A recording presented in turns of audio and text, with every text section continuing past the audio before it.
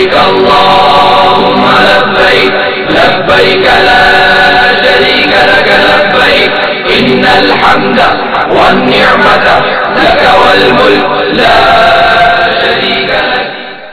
الحمد لله رب العالمين والصلاة والسلام على سيد الأنبياء والمرسلين أما بعد فأعوذ بالله من الشيطان الرجيم بسم الله الرحمن الرحيم.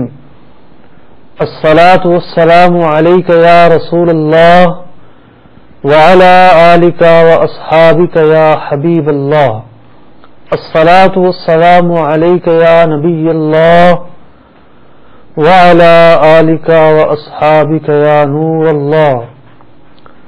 محترم اور پیارے اسلامی بھائیوں، سرکار دو عالم صلی اللہ علیہ وسلم نے درود پاک کی فضیلت کے بارے میں ارشاد فرمایا کہ جو بندہ کسی کتاب میں مجھ پر درود پاک لکھتا ہے، تحریر کرتا ہے، تو جب تک وہ درود اس کتاب میں لکھا رہتا ہے اللہ کے فرشتے لکھنے والے کے لیے دعائے استغفار کرتے رہتے ہیں. صلو علی الحبیب اللہم صلی وسلم وبارک علی سیدنا و مولانا محمد معدن الجود والکرم وآلہ واصحابہ وبارک وسلم. محترم اور پیارے اسلامی بھائیوں اور مدنی چینل کے ناظرین، گزشتہ سلسلوں میں آپ نے احرام کی نیت اور اس کے لوازمات، اس کے بعد سلسلے میں تلبیہ کہنے، اس کے فضائل و آداب سماعت فرمائے. اب جب آپ نیت سیکھ چکے، تلبیہ کے متعلق ضروری احکام سیکھ چکے، آپ نے احرام باندھ لیا، تو اب ہم آپ کو احرام کے حوالے سے ضروری باتیں بیان کرتے ہیں. یاد رکھیے کہ سلے ہوئے کپڑے اتار کر، سر سے ٹوپی یا امامہ اتار کر سر ننگا کر دینا اور سلے ہوئے کپڑے اتار کر دو چادریں پہن لینا ایک بڑا ہی عمدہ فلسفہ ہے. دراصل بندہ عاجزی اور تواضع کا اظہار اپنے رب کے سامنے کرتے ہوئے پھر اس کے دربار میں حاضر ہوتا ہے، اور جتنا زیادہ اس کے اندر خشوع خضوع اور نیک نیتی ہوتی ہے اتنی ہی زیادہ اسے برکات ملتی ہیں. حضرت عبداللہ بن مسعود رحمت اللہ تعالی علیہ ہارون رشید کے وزیر تھے، بڑی شان و شوکت ٹھاٹ باٹ کے ساتھ زندگی گزار رہے تھے، لیکن دل پلٹا کھا گیا، دل پر کسی وجہ سے چوٹ لگی، سب کچھ چھوڑ چھاڑ دیا، توبہ اور استغفار کرتے ہوئے عبادت شروع کر دی. 1 سال یہ حج پر نکلے اور ان کی کیفیت یہ تھی کہ یہ پیدل حج پر نکلے ہیں، روتے ہوئے، گڑ گڑاتے ہوئے، آہوزاری کرتے ہوئے رب کے گھر کی زیارت کو آ رہے ہیں. جب شیوخ حرمین کو، مکہ مکرمہ کے عمراء کو، معزز لوگوں کو پتا چلا کہ عبداللہ بن مسعود جو ہارون رشید کے وزیر تھے وہ حج کرنے آ رہے ہیں، تو لوگ ان کے استقبال کے لیے نکلے. لیکن اس مرتبہ عبداللہ بن مسعود کا آنا کسی اور کیفیت میں تھا. اس مرتبہ ان کا آنا شان و شوکت یا ٹھاٹ باٹ میں نہیں تھا. لوگ دیکھ کر حیران ہو گئے کہ پراگندہ ہیں، بالکل سادہ سی چادریں پہنی ہوئی ہیں، کوئی ساتھ جو ہے لاؤ لشکر نہیں ہے. لوگ یہ کیفیت دیکھ کر حیران اور کہنے لگے اے عبداللہ بن مسعود، یہ آپ کو کیا ہو گیا؟ یہ آپ کو سواری ہی لے لیتے، اتنی تکلیف میں آپ آ رہے ہیں. حضرت عبداللہ بن مسعود رضی اللہ تعالی عنہ کہتے ہیں خدا کی قسم اگر میرے بس میں ہوتا، ممکن ہوتا، تو میں اللہ کے گھر میں اپنے سر پر چلتا ہوا پہنچتا، لیکن سر پر چلنا میرے لیے ممکن نہیں ہے. میں کس کے گھر میں آ رہا ہوں؟ تو میں نے یہ کوشش کی کہ میں اس طریقے سے آؤں کہ جس طریقے میں زیادہ سے زیادہ عاجزی اور انکساری ہو سکے. محترم اور پیارے اسلام بھائیوں، اس طرح کی بہت ساری باتیں ہیں، بہت سارے واقعات ہیں، بہت سارے اسرار ہیں، بہت ساری وہ حکمتیں ہیں کہ جن کو بیان کیا جا سکتا ہے، لیکن یہاں ہمارا فوکس زیادہ تر احکام پر ہے، اور اس سلسلے کا نام بھی احکام حج ہے. تو جب آپ احرام میں داخل ہو گئے، آپ نے احرام باندھ لیا، تو اب آپ کو کن کن شرعی مسائل کا سامنا کرنا پڑے گا. آج ہم 3 مسائل پر گفتگو کریں گے. نمبر 1، عورتوں اور مردوں کے احرام میں کیا فرق ہے. نمبر 2، بچوں کے احرام کے حوالے سے کیا احکام ہیں. نمبر 3، احرام میں کون سی باتیں کرنا حرام ہے. احرام کے بعض وہ باتیں ہیں جن کو کرنا مکروہ ہے، اور بہت ساری وہ باتیں ہیں جن کو کرنا جائز ہے. وہ ہم انشاءاللہ العزیز اپنے اگلے سلسلے میں سنیں گے. علامہ کرمانی رحمۃ اللہ تعالی علیہ المسالک فی المناسک میں فرماتے ہیں کہ عورت اپنے احرام میں بہت ساری چیزوں میں مردوں سے مختلف ہے. آپ فرماتے ہیں ایک چیز تو یہ ہے کہ مرد سلا ہوا لباس نہیں پہن سکتا، لیکن عورت کو اس بات کی اجازت ہے کہ وہ سلا ہوا لباس پہنے گی. عورت کا احرام اس کے عام کپڑے ہی ہیں، عورت کے لیے کوئی خاص کپڑے وغیرہ نہیں ہیں. قبلہ شیخ طریقت امیر اہل سنت نے کئی مدنی مذاکروں میں اس بات کی طرف توجہ دلائی کہ آج کل دکانداروں نے عورتوں کے لباس کے حوالے سے کچھ کپڑے متعارف کروا دیے ہیں. یہ ان کی اپنی دکانداری ہے. عورت اپنے عام لباس ہی میں گھر سے نکلے گی. دوسرا فرق مردوں اور عورتوں کے احرام میں یہ ہے کہ مرد اپنے سر کو نہیں ڈھانپ سکتا. مرد کے لیے حرام ہے احرام کی حالت میں نیت کرنے کے بعد وہ اپنے سر کو ڈھانپے، اس کی اجازت نہیں. لیکن عورت جو ہے وہ اپنے سر کو چھپائے گی. سر کے بال جہاں سے اگتے ہیں وہاں سے لے کر جو اس کے ستر کا حصہ ہے اسے مکمل طور پر چھپائے گی. تیسرا فرق یہ ہے کہ مرد بلند آواز سے تلبیہ کہے گا. اسے سنت ہی اس کے لیے یہ ہے کہ وہ بلند آواز سے تلبیہ کہے، لیکن سرکار دو عالم صلی اللہ علیہ وسلم کی تعلیمات کے مطابق عورت جو ہے وہ آہستہ تلبیہ کہے گی. حضرت علامہ کرمانی رحمۃ اللہ تعالی علیہ لکھتے ہیں، ایک حدیث پاک لکھتے ہیں کہ سرکار دو عالم صلی اللہ علیہ وسلم نے ایک عورت کو بلند آواز سے تلبیہ کہتے ہوئے سنا. آپ نے فرمایا اکرہ اللہ، تیرا گلا خراب ہو جائے. فاصابها وجع فی حلقها، اس نے آپ کا یہ کہنا تھا کہ کچھ ہی دیر بعد اس کا گلا خراب ہو گیا. تو عورت کے لیے جائز نہیں کہ وہ بلند آواز سے تلبیہ کہے. چوتھا فرق یہ بیان کیا گیا مرد اور عورت کے احرام میں کہ مرد اپنے احرام کے اندر رہ کر جب طواف کرے گا تو وہ رمل کرے گا. طواف کے کچھ چکروں میں رمل کرنا ہوتا ہے، سینہ تان کر چلنا ہوتا ہے.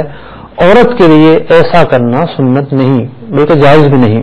پانچواں فرق یہ ہے کہ مرد میلین اخضرین کے دوران صحیح کرتے ہوئے دوڑے گا، لیکن عورتوں کا دوڑنا جائز نہیں ہے.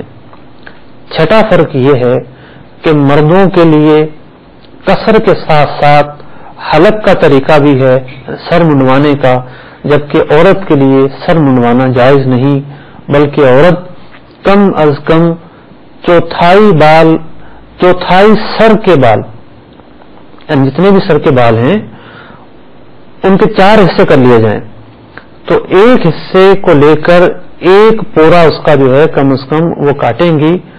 بلکہ علماء نے فرمایا کہ بہتر یہ ہے کہ ایک پورے سے کچھ زیادہ لے لے، کیونکہ بعض بال چھوٹے بھی ہوتے ہیں، تو یہ نہ ہو کہ چوتھائی سے کم حصے کے بال کٹیں. تو یعنی سر کے بالوں کو 4 حصے بنا کر ایک حصے کو لے کر ایک پورا کاٹ لینا عورت کے لیے یہ قصر ہے، جبکہ مرد کے لیے قصر کے ساتھ ساتھ حلق کا بھی آپشن ہے اور حلق کروانے کے بھی اس موقع پر بہت زیادہ فضائل ہیں۔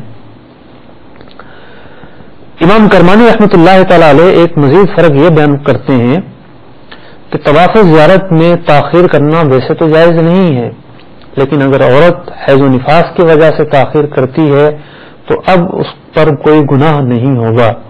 اسی طریقے سے ایک فرق مرد اور عورت کے احرام میں یہ ہے کہ عورت پر طواف صدر یعنی طواف ودا وہ مخصوص ایام میں ثابت ہو سکتا ہے، اور ایک فرق یہ ہے کہ عورت کے لیے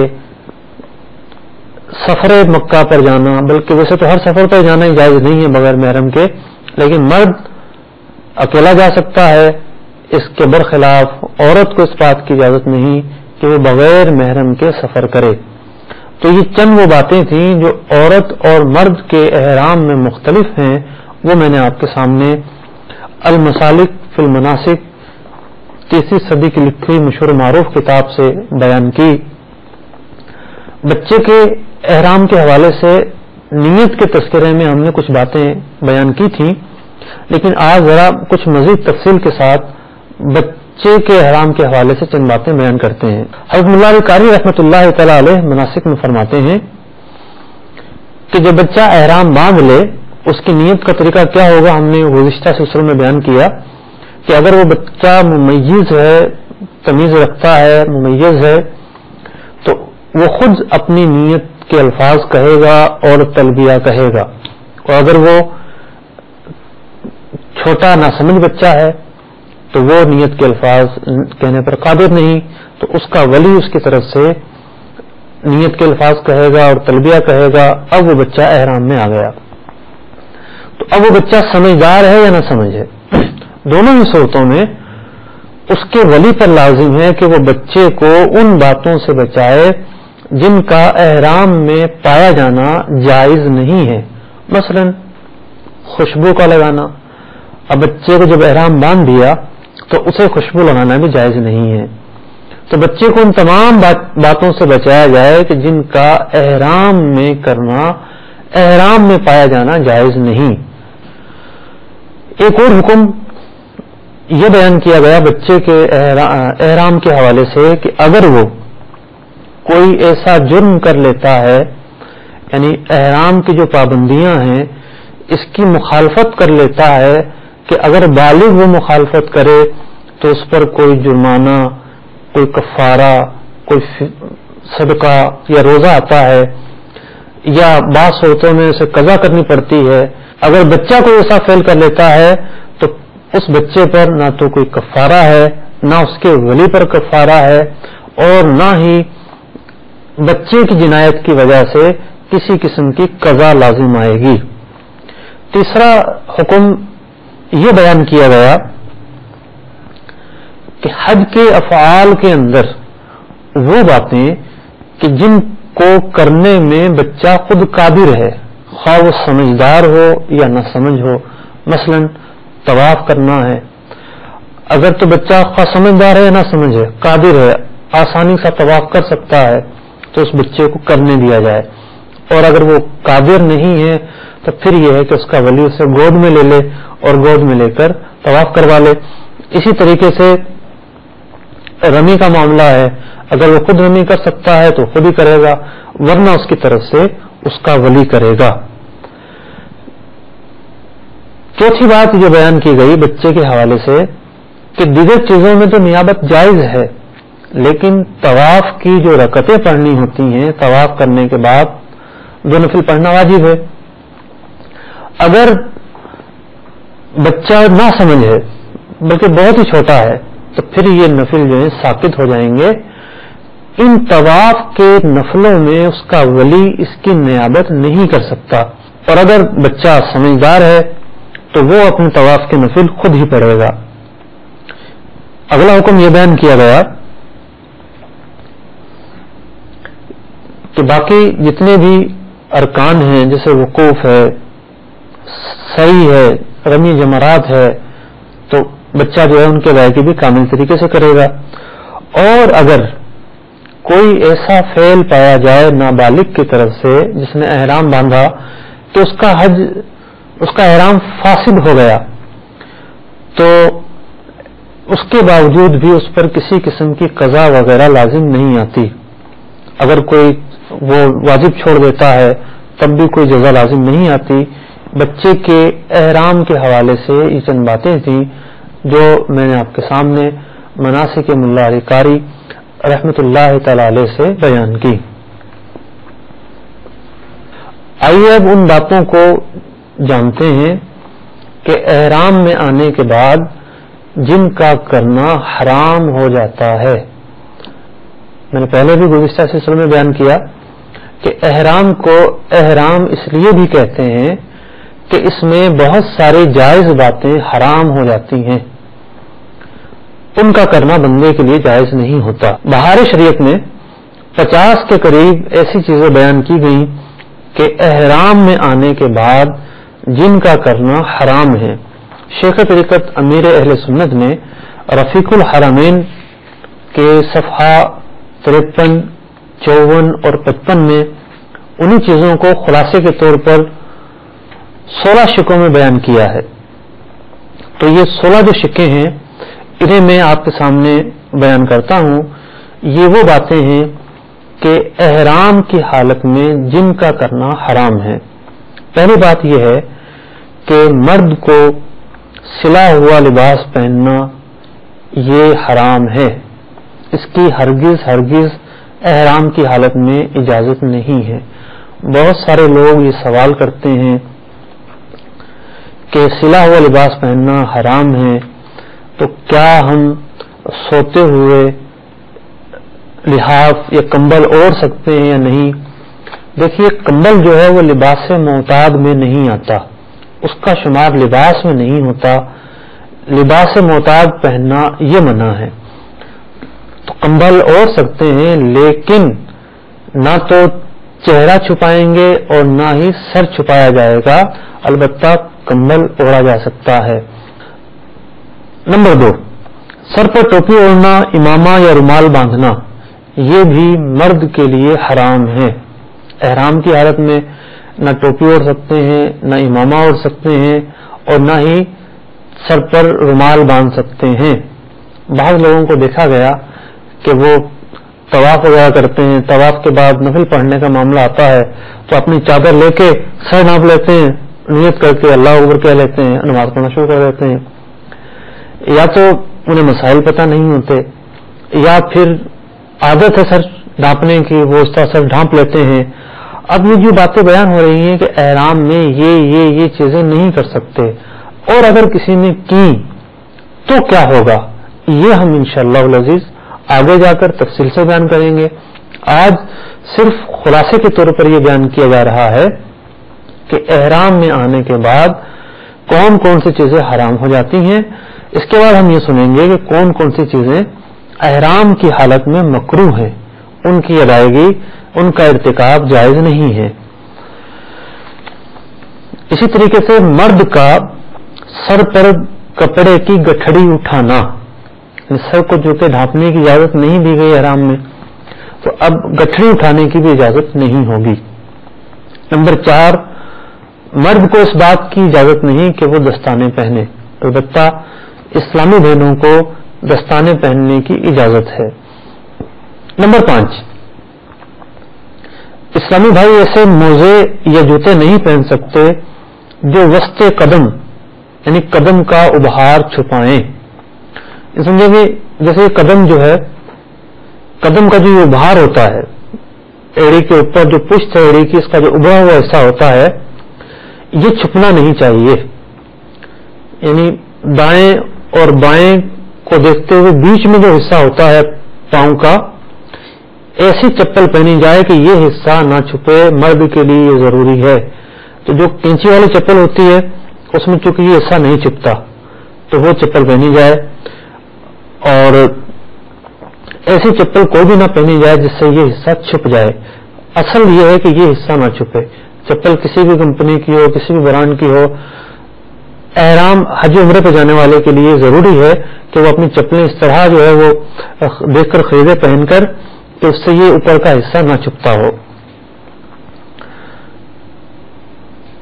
نمبر 6، جسم، لباس یا بالوں پر خوشبو لگانا احرام کی حالت میں یہ حرام ہے۔ آپ پہلے سن چکے کہ نیت کرنے سے پہلے اگر کسی نے ایسی خوشبو لگائی جو اڑ جاتی ہے، اس کی تہ باقی نہیں رہ جاتی، تو نیت کرنے سے پہلے تو نہ صرف جائز بلکہ مستحب ہے کہ وہ خوشبو لگا کر گھر سے نکلے، لیکن احرام میں آنے کے بعد خوشبو لگانا حرام ہے۔ خالص خوشبو کے بہت ہی سخت مسائل ہیں، اور وہ چیزیں جن میں خوشبو شامل ہوتی ہے ان کی بھی ہم تفصیل اگلے سلسلوں میں سنیں گے۔ خالص خوشبو یعنی وہ چیزیں جو ہیں ہی خوشبو کے لیے، جیسے الائچی، لونگ، دارچینی، زعفران، جاوتری، ان کا کھانا احرام کی حالت میں حرام ہے۔ یعنی یہ کسی نے الائچی لے کر کھا لی، لونگ لے کر کھا لی، ان کا کھانا احرام کی حالت میں حرام ہے۔ اسی طریقے سے پلو میں باندھ لی کہ چلو خوشبو آتی رہے گی ساتھ، یہ بھی جائز نہیں، یہ بھی حرام ہے۔ ہاں، اگر یہ چیزیں سالن میں ڈال کر پکا لی گئیں، پکنے کے بعد ان کا کھانا جائز ہے، اگرچہ کہ یہ خوشبو دے رہی ہوں، کہ اب ان کا حکم بدل گیا۔ احرام چونکہ ترک زینت کا نام ہے، بہت ساری جائز باتوں سے دور رہنے کا نام ہے، خواہشات سے دور رہنے کا نام ہے، تو یہ ساری جو چیزیں بیان ہو رہی ہیں اسی پس منظر میں بیان ہو رہی ہیں۔ یہ ایک احرام کا ایک عظیم فلسفہ ہے۔ 8ویں چیز، اپنی عورت سے صحبت کرنا، ہاتھ لگانا، بوس و کنار کرنا، یہ ساری چیزیں احرام کی حالت میں مرد پر حرام ہو جاتی ہیں۔ نمبر 9، بے حیائی کی باتیں اور کام ویسے بھی حرام ہیں، اور احرام کی حالت میں تو مزید حرام ہو جاتے ہیں۔ نمبر 10، جنگل کا شکار کرنا۔ شکار چونکہ ایک شوقیہ کام ہے، تفریح کا کام ہے، تو احرام کی حالت میں شکار کی اجازت نہیں دی گئی۔ شکار پر کسی بھی طرح معاونت کرنا، یعنی کوئی اور احرام میں نہیں ہے، وہ شکار کرنا چاہتا ہے، تو آپ کہیں بھی وہ رہا جانور، جاؤ شکار کر لو، یہ بھی حرام ہے۔ اسے بندوق فراہم کرنا یا تیر یا نیزہ فراہم کرنا، کوئی آلہ فراہم کرنا، یہ بھی حرام ہے۔ کسی بھی طرح شکار کرنے والے کی معاونت جائز نہیں ہے۔ اسی طریقے سے جنگلی جانور ہے، جو جنگلی جس کا شکار کیا جاتا ہے، اس کا گوشت یا انڈا وغیرہ خریدنا یا بیچنا یا کھانا، یہ بھی احرام کی حالت میں جائز نہیں ہے۔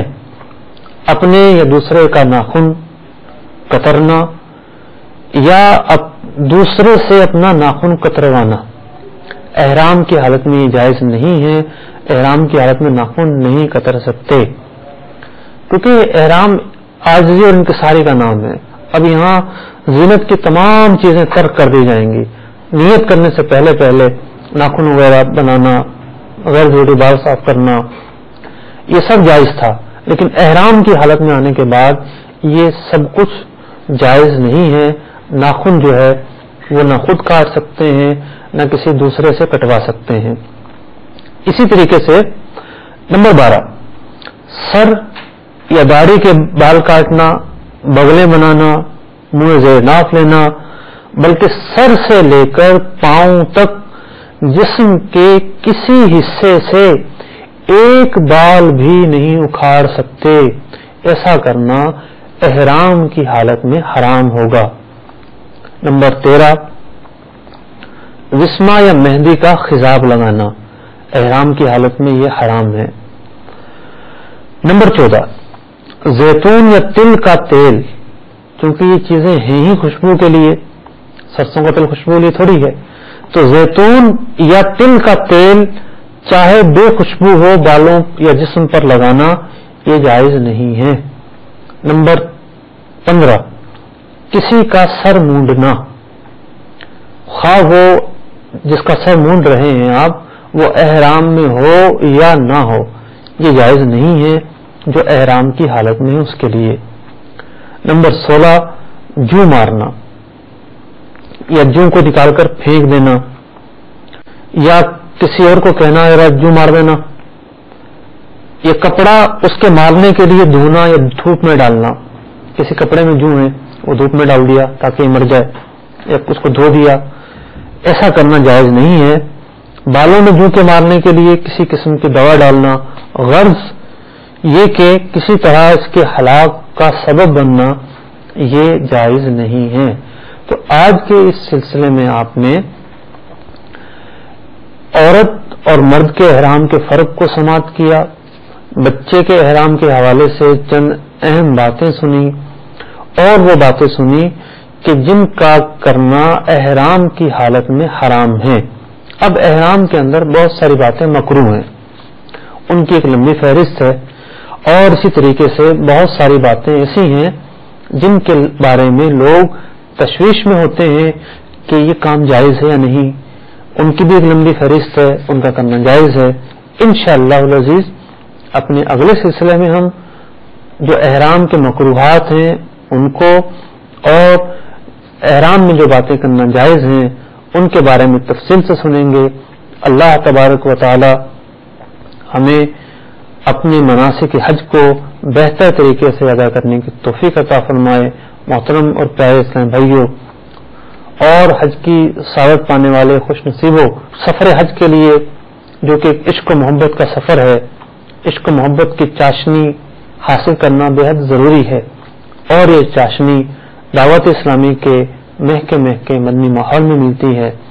آئیے دعوت اسلامی سے وابستہ ہو جائیے، دعوت اسلامی کے اجتماعات میں شرکت کیجیے۔ صرف گھر بیٹھ کر مدنی چینل پر دیکھ لینا کافی نہیں ہے، جو مزہ مشاہدے میں براہ راست دیکھنے میں ہے وہ اس طرح دیکھنے میں نہیں ہے کہ بندہ جب اجتماع میں آتا ہے، ہزاروں لوگ ہوتے ہیں، اور جو رب کی رحمتیں پاتا ہے، جو کروڑ کیف حاصل کرتا ہے، اس کا مزہ ہی کچھ اور ہے۔